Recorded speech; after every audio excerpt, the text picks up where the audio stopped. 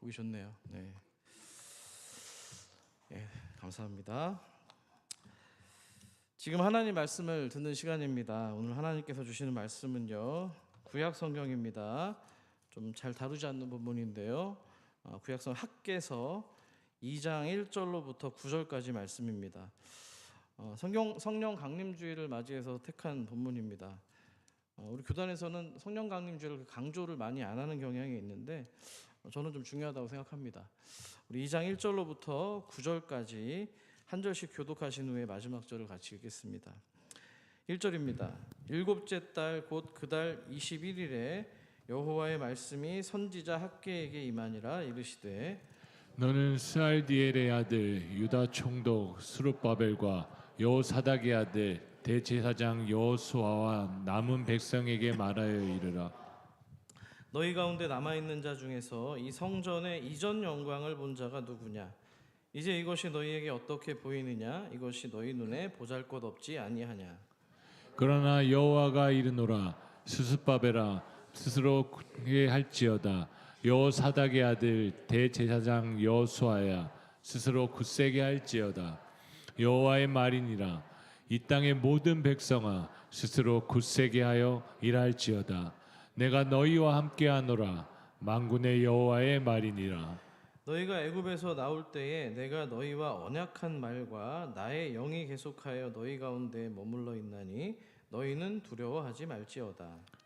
만군의 여호와가 이같이 말하노라. 조금 있으면 내가 하늘과 땅과 바다와 육지를 진동시킬 것이요 또한 모든 나라를 진동시키실 것이며 모든 나라의 보배가 이르리니 내가 이 성전의 영광이 충만하게 하리라. 만군의 여호와의 말이니라. 은도 내 것이요 금도 내 것이니라. 만군의 여호와의 말이니라. 함께 읽습니다. 이 성전은 나중 영광이 이전 영광보다 크리라. 만군의 여호와의 말이니라. 내가 이곳에 평강을 주리라. 만군의 여호와의 말이니라. 아멘. 아멘. 예, 환절기입니다. 좀 이렇게 불이 좀 나기 좀 좋은 환경인데요. 불 조심 잘 하셨으면 좋겠습니다. 2019년입니다. 2019년 4월 15일에 프랑스 파리의 노틀담 대성당에서 화재가 일어났습니다. 여러분들 알고 계시는 노틀담의 꼽추, 그 안소니 퀸 주연의 영화가 생각이 나는데요. 배경이 되는 도시죠. 이 화재가 나는 현장을 보면서 많은 사람들이 그 파리의 세느 강변에서 또 많은 거리에서 안타깝게 지켜봤습니다. 노틀담은 12세기부터 존재했던 성당입니다. 저도 가본 기억이 있는데요. 이 뾰족뾰족한 그 고딕 양식의 첨탑이 또 이렇게 둥그런 아치가 굉장히 기억에 남습니다. 자, 어쨌든 이날 화재로 인해서 오래된 성당의 지붕이 완전히 전소됐고요. 교회의 첨탑까지 완전히 무너져 내렸습니다. 사람들이 본 것은 단순한 화재 장면이 아닙니다. 노틀담 성당은요, 수세기 동안 한 도시의 신앙과 음악 그리고 예술과 역사를 품고 있던 상징이었기 때문입니다. 자, 그렇기 때문에 성당이 불길에 휩싸였을 때 많은 사람들이 안타까움은 물론 커다란 상심감을 느꼈습니다. 사진을 한번 보여주실까요? 네, 저렇게 불이 났었습니다. 예, 아주 첨탑도 단지 무너져 내렸는데요. 자, 화재가 진압된 뒤에 사람들이 묻습니다. 다시 복원할 수 있을까? 얼마나 빨리 복원이 될까? 이런 질문을 하는 것이죠. 자, 그런데 시간이 지나면서 이 질문의 방향은 이제 어떻게 다시 복원해야 될까로 방향이 바뀌게 됩니다. 무너진 걸 다시 세운다는 건 쉬운 일이 아닙니다. 또 단순히 기술의 문제만도 아닙니다. 무너진 자리에는 역사의 기억과 아픔이 동시에 묻어있기 때문입니다. 자, 그러니까 예전 모습 그대로 복원해야 되는지 아니면 시대의 흔적을 반영해서 새롭게 세워야 되는지 고민했던 것이죠. 결국 노트르담이 2024년에 다시 문을 열었는데요. 보여주실까요? 화면을요. 예, 저런 식으로 양식은 이렇게 준수하면서 좀 변화가 생겼습니다. 자, 어쨌든 저 복원을 거치면서 그 시간은요, 단지 건물을 수리하는 시간만은 아닙니다. 사람들이 그 무너진 자리에서 그 성당이 갖고 있는 어떤 역사성, 왜 그들에게 소중했는지 질문하면서 그들이 간직해온 기억을 품고 다시 재건을 한 겁니다. 자, 구약 시대 이스라엘의 성전도 마찬가지입니다. 오늘 본문에는 바로 그 무너진 성전 앞에 다시 선 백성들의 이야기가 기록이 되어 있습니다. 자, 성전 재건을 하는 이야기인데요. 자, 그들이 성전을 다시 건축할 수 있었던 이유는 다름 아닌 하나님 말씀 때문입니다. 오늘 전반부에는 제가 좀 말씀을 좀 많이 읽을 겁니다. 양해를 부탁드립니다. 우리 학개서 1장 8절 말씀입니다. 화면을 통해서 같이 한번 읽어주십시오. 시작. 너희는 산에 올라가서 나무를 가져다가 성전을 건축하라. 그리하면 내가 그것으로 말미암아 기뻐하고 또 영광을 얻으리라. 여호와가 말하였느니라. 아멘.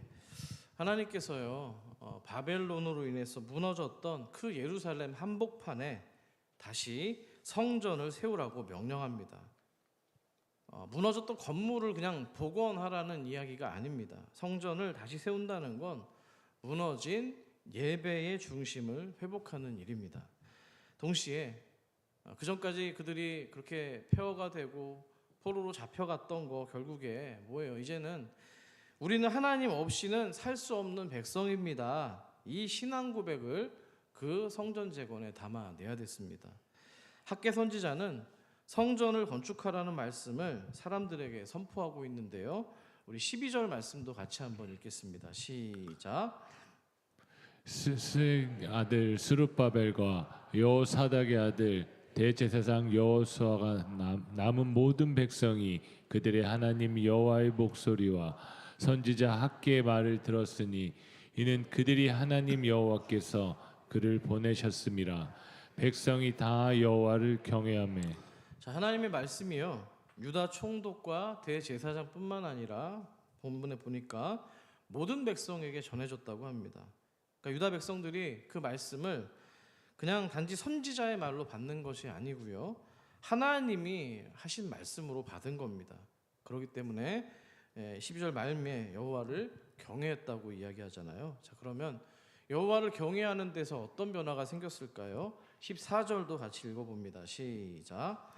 여호와께서 스알디엘의 아들 유다 총독 스룹바벨의 마음과 여호사닥의 아들 대제사장 여호수아의 마음과 남은 모든 백성의 마음을 감동시키심에 그들이 와서 만군의 여호와 그들의 하나님 정헌 공사를 하였으니. 아멘. 자, 마음에 대한 얘기들이 계속 나오고 있죠. 자, 이 성전 재건은요, 사람들이 뭔가 의논해서 다시 시작한 일이 아닙니다. 하나님께서 말씀하셨고요, 선지자 학개가 그 말씀을 전했습니다. 스룹바벨과 여호수아와 모든 백성이 그 말씀 앞에 반응했던 겁니다. 하나님께서 그들의 마음을 일깨워 주셔서 이제 그동안 멈춰있던 성전 재건이 다시 시작이 된 건데요. 자, 백성들 마음이 어땠을까요? 성전을 다시 세우니까 굉장히 감격했을 겁니다. 하지만 그 자리에 꼭 기쁨만 넘쳤던 것은 아닙니다. 함께 낙심도 찾아왔기 때문이죠. 왜 그랬을까요? 눈앞에 세워지는 그 성전이 너무 그들의 눈에 작고 초라해 보였기 때문입니다. 그들의 마음속에는 성전하면 뭘 떠올렸겠어요? 당연히 그 옛날 솔로몬 성전의 영광이 아직 그들의 마음속에 남아 있었기 때문입니다. 백성들의 마음이 이런 마음이 되자 하나님께서 질문을 하시는데요. 이어지는 학개서 2장 3절을 같이 읽어보겠습니다. 시작. 너희 가운데 남아 있는 자 중에서 이 성전의 이전 영광을 본 자가 누구냐? 이제 이것이 너희에게 어떻게 보이느냐? 이것이 너희 눈에 보잘것없지 아니하냐? 하나님께서 이 백성들의 마음을 아셨던 겁니다. 옛날 성전과 지금 짓고 있는 성전을 비교하는 마음을 아셨던 거예요. 그래서 그들의 입으로는 차마 입 밖으로 꺼내지 못한 마음을 하나님께서 미리 아시고 먼저 짚어주고 있는 장면입니다. 백성들이 이 솔로몬 성전에 대한 기억은 단순한 추억이 아닙니다. 솔로몬 성전은 당시 그 근동 지방에서 이스라엘 백성들의 자랑이었기 때문이죠. 하지만 결말은 어땠습니까? 어쨌든 처참하게 무너집니다. 표면적으로는 우리가 알고 있는 바벨론의 군대가 성전을 무너뜨린 것처럼 보였지만 더 근본적인 이유는 뭡니까? 그보다 먼저 이스라엘 백성들의 예배가 하나님 앞에서 무너졌기 때문입니다. 이스라엘 백성들이 하나님의 약속, 즉 언약을 버리고 말씀을 떠나버렸기 때문이죠. 순종하지 않았던 겁니다.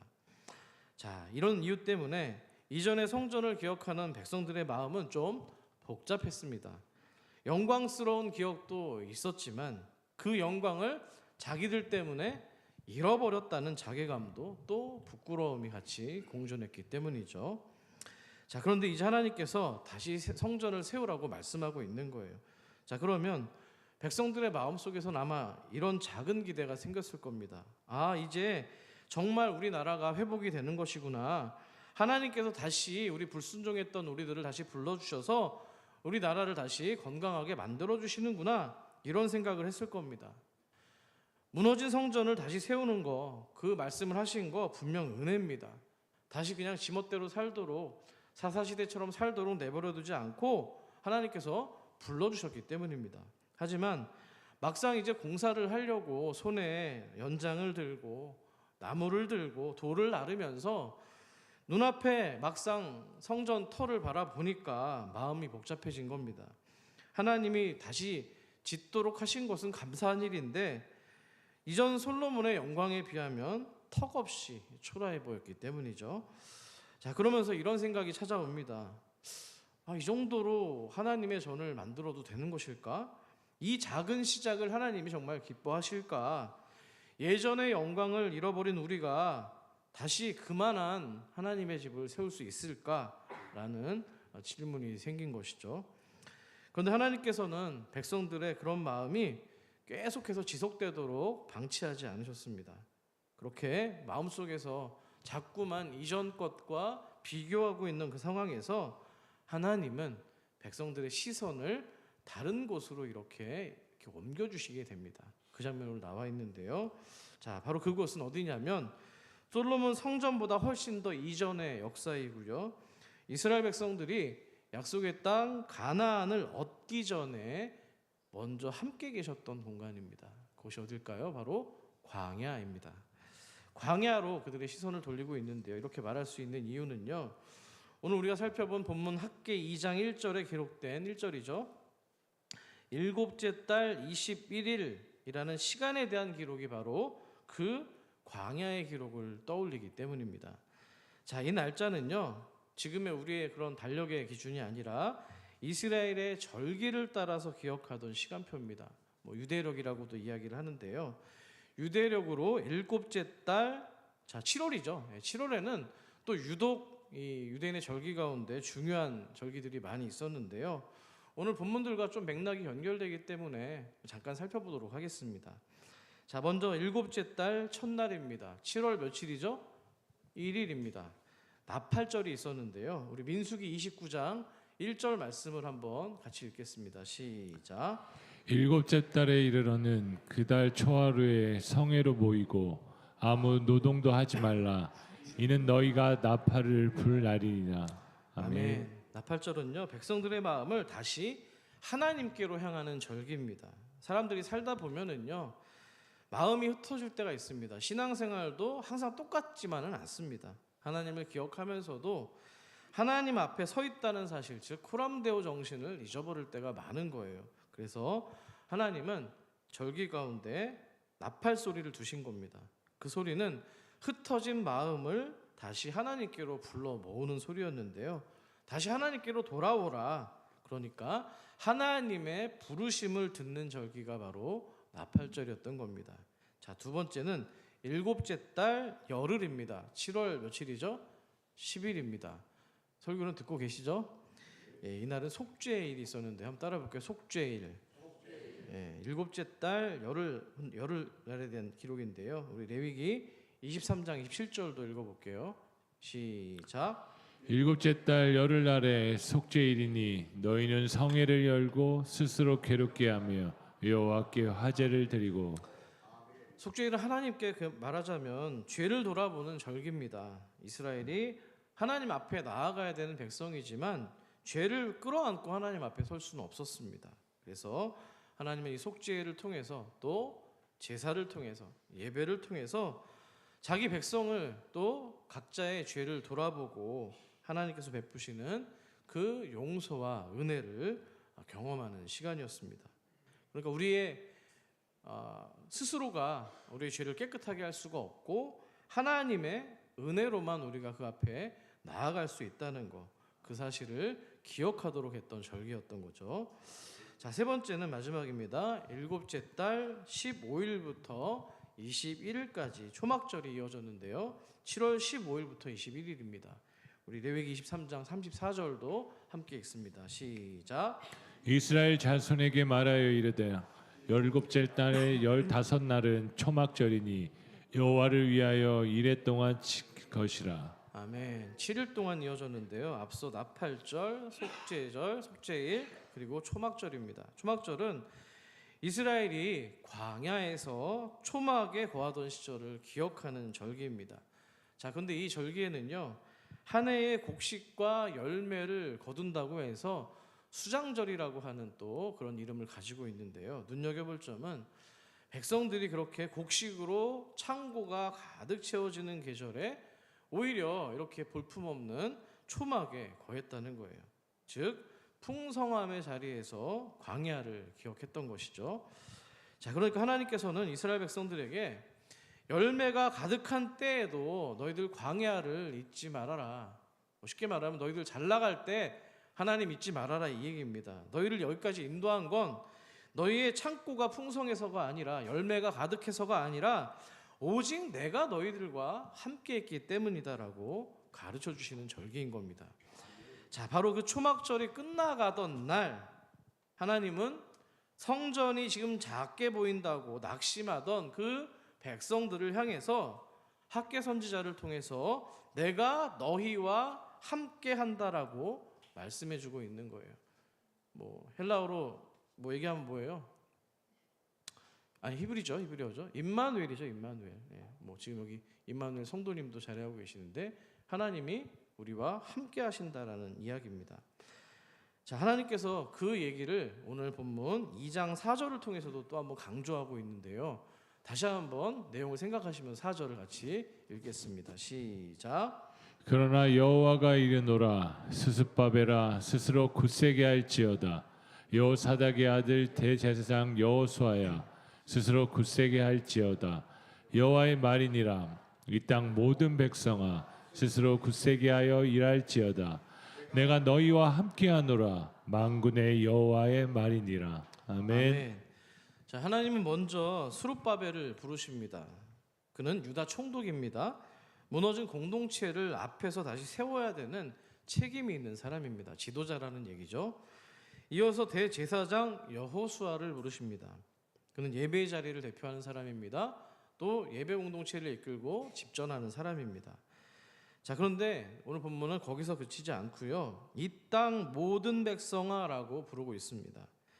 자, 그러니까 성전 제거는 총독 한 사람의 책임도 아니고요. 제사장 한 사람의 사명도 아닙니다.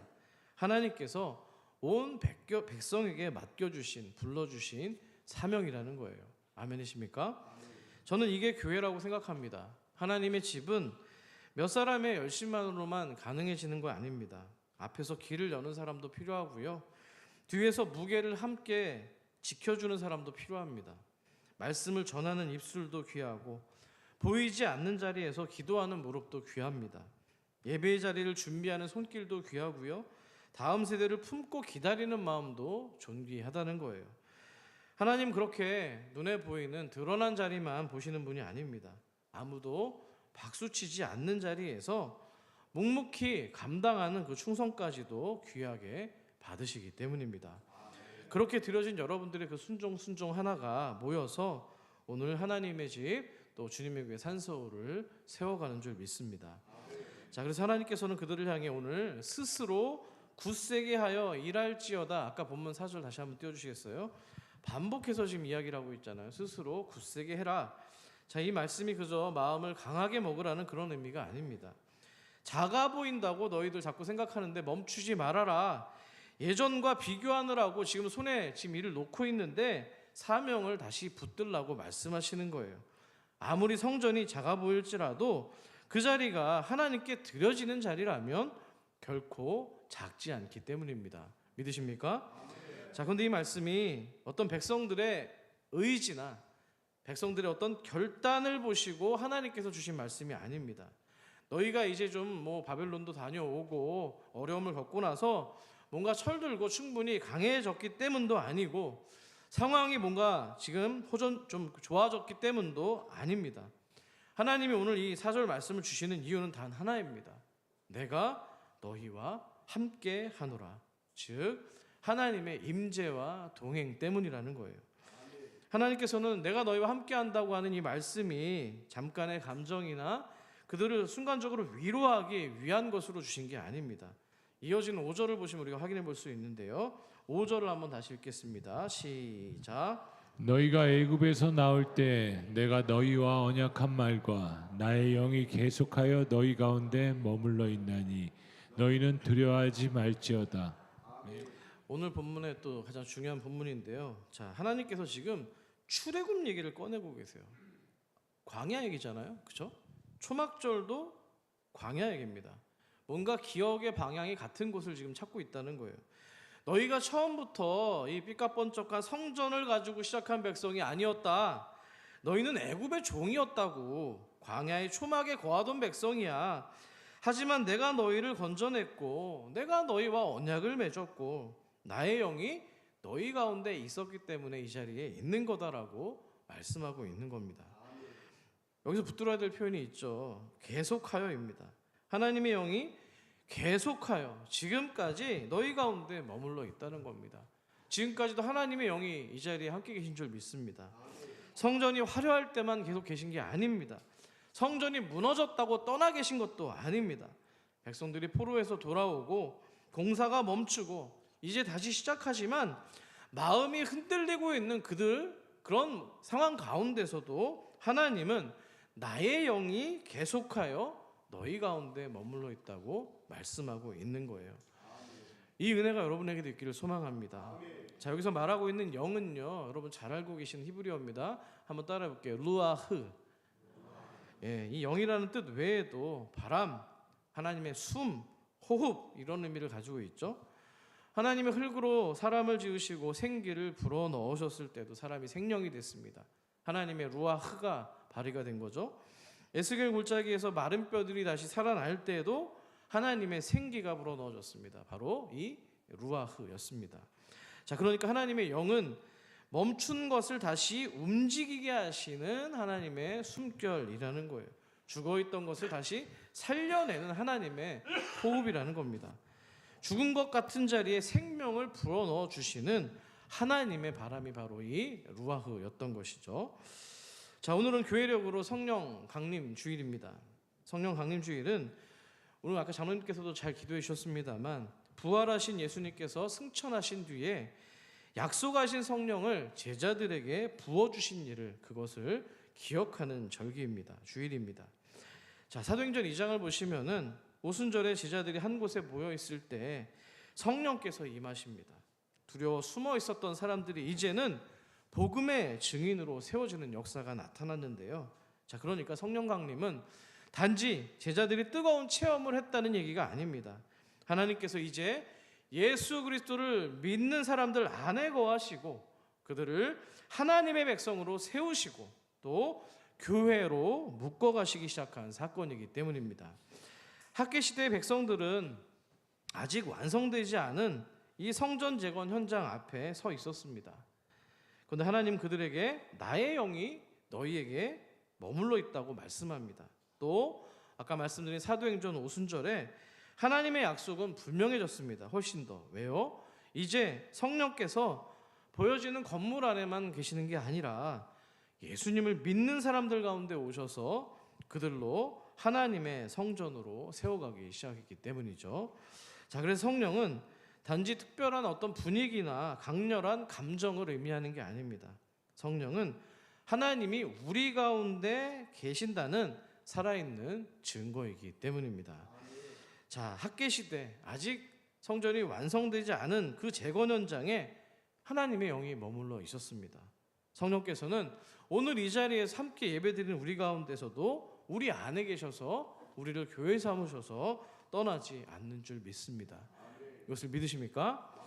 간절히 바라기는 우리 안에 거하시고 우리를 다시 일으키시고 그리스도 안에서 하나님의 사람으로 세워가는 은혜가 있기를 간절히 축원합니다. 자, 이제 하나님께서는 이 백성들의 시선을 조금 더 넓혀주시는데요.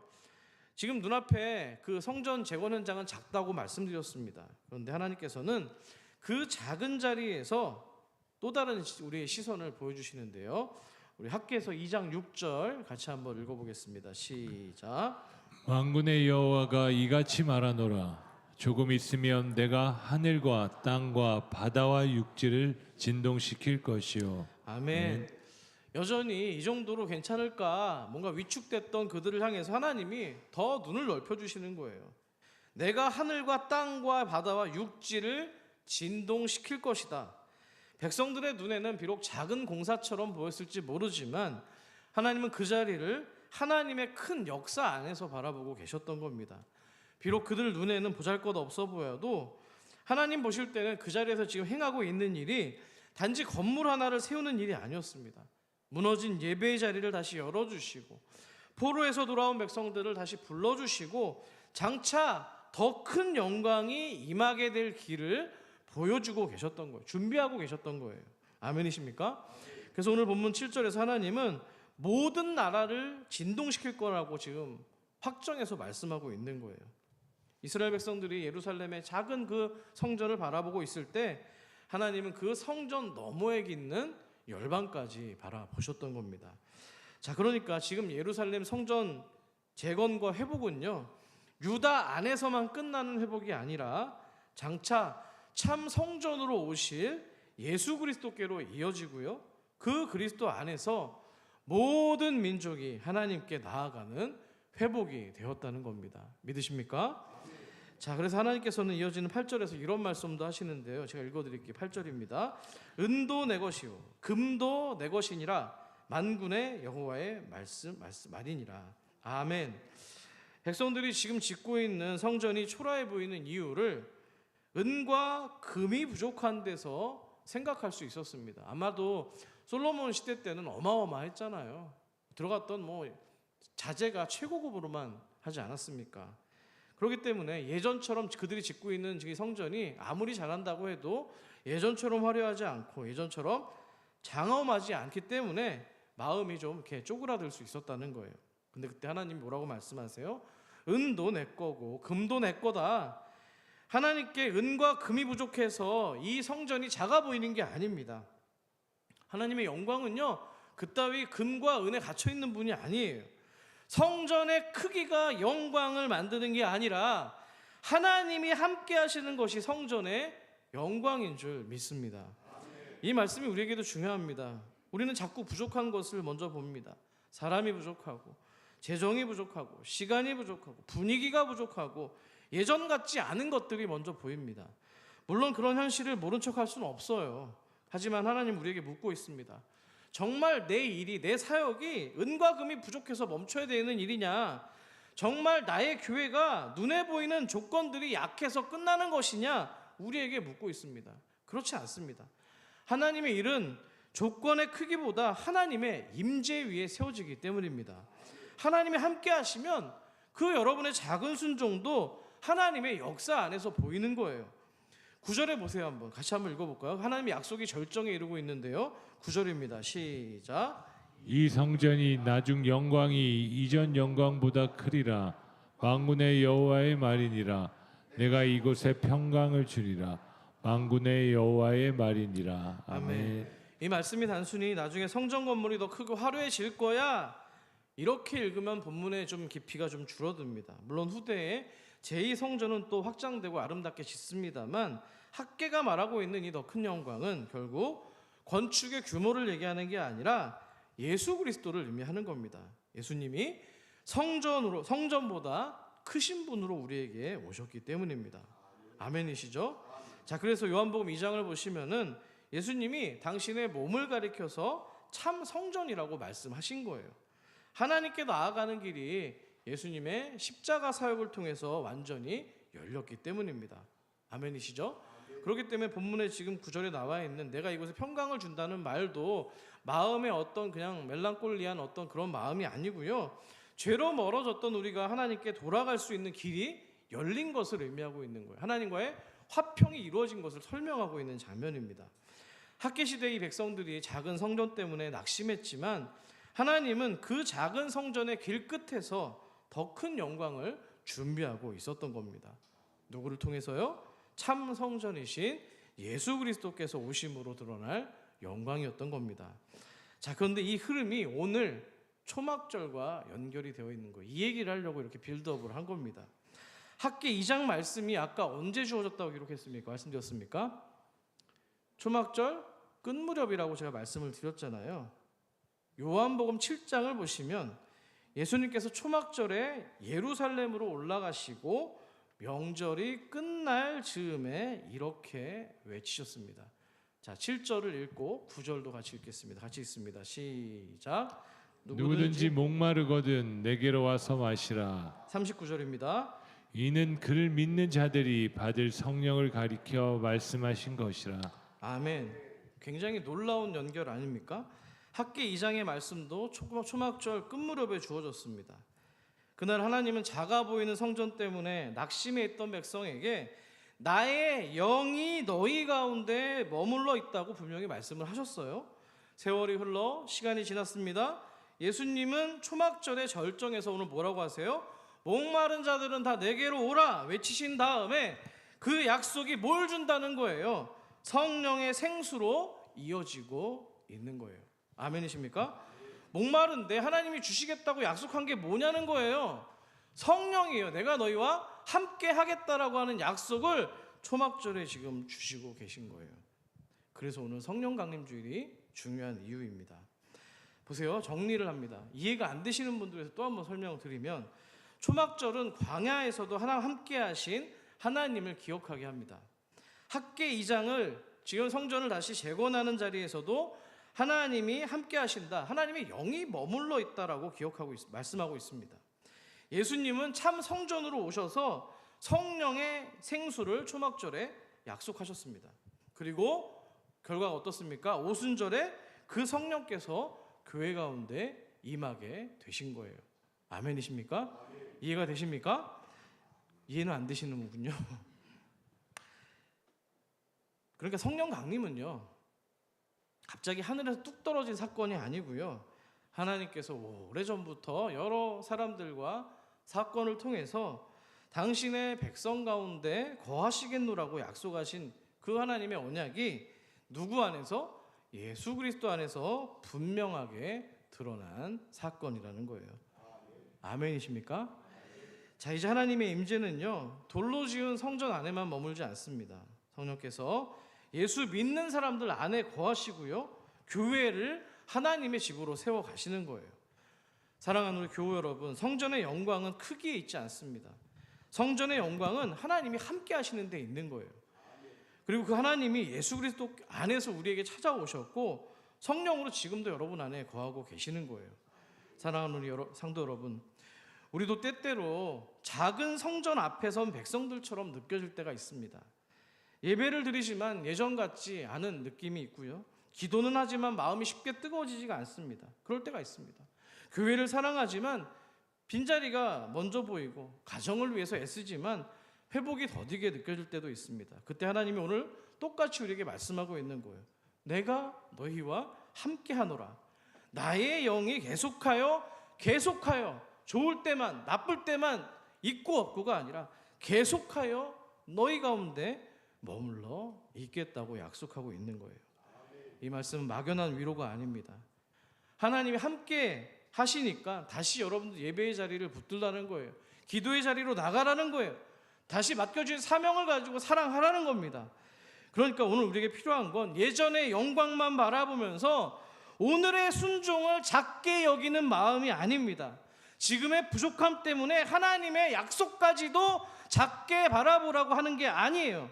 그러니까 오늘 우리가 붙들어야 될 말씀은 나의 영이 계속하여 너희들 가운데 머물러 있다고 하는 하나님의 변하지 않는 약속이라는 사실입니다.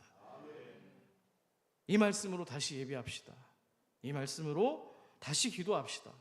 이 말씀으로 다시 섬기고 사랑하는 주의 교회가 되기를 간절히 축원합니다. 마지막으로 원고는 없습니다만 사진을 좀 보여주실까요? 누군 것 같아요? 예, 애들입니다. 유치부, 유초동부 애들인 것 같은데요. 색동옷을 입고 이제 잔치를 하고 있는 장면입니다. 성도도 많죠? 넘겨주시겠어요? 옛날에는 지금 여러분 앉아 계신 이 교회 본당에서 유초동부 예배가 드려졌습니다. 아시죠? 100명이 넘었어요. 네, 뭐 그랬던 우리 교회입니다. 한번 더 넘겨주시겠습니까? 네, 뭐 저기 돌아가신 또 이시성 권사님도 중간에 보이시는데 이 자리가 꽉꽉 차 있었습니다. 제가 8년 전에 있었던 여기 부목사로 섬기고 있을 때에도 이 자리가 꽉꽉 채워져 있었습니다. 예, 빼주셔도 됩니다. 코로나가 있었고 뭐 여러 가지 사정이 있었고 출산, 저출산이 있었고 아이들이 줄고 여러 가지 이유들이 있습니다. 그래서 많은 분들이 안타까워하세요. 중보기도팀도 그래서 기도를 많이 하시죠. 이 빈자를 채워달라고 얘기하는데요. 금요기도회 때도 우리 최 목사님이 이제 그런 기도를 했는데 질문이 생기더라고요. 여기를 왜 채워야 되지라는 생각이 들었습니다. 무엇 때문에 채워야 되지라는 생각이 들었어요. 여기를 채워야 되는 이유는요, 내 만족 때문에 이 자리를 채우는 거 아닙니다. 오해하지 마세요. 내가 이렇게 왕년에 이렇게 했는데, 이렇게 부흥했는데, 나 있을 때 이렇게 섬겼을 때 이렇게 부흥했는데, 이 자리가 꽉꽉 채워졌는데 그래서 채워져야 되는 게 아니에요. 폐허가 된 그 예루살렘 그 심장부에 그런 어떤 포로로 끌려갔다가 온 사람들에게, 남아있는 자들에게 보잘것없는 그런 상황에서도 하나님은 성전을 재건하라고 명령하고 있습니다. 우리는 상황 때문에 예배드리는 게 아니에요. 상황 때문에 사역하는 거 아니고요. 상황 때문에 섬기는 거 아닙니다. 오늘 학계 선지자를 통해서 말씀하셨죠. 우리에게도 하나님이 말씀하셨기 때문에 예배하는 겁니다. 우리의 상황 때문에 예배하는 거 아니에요. 뭐 오늘 봄 날씨 참 좋잖아요.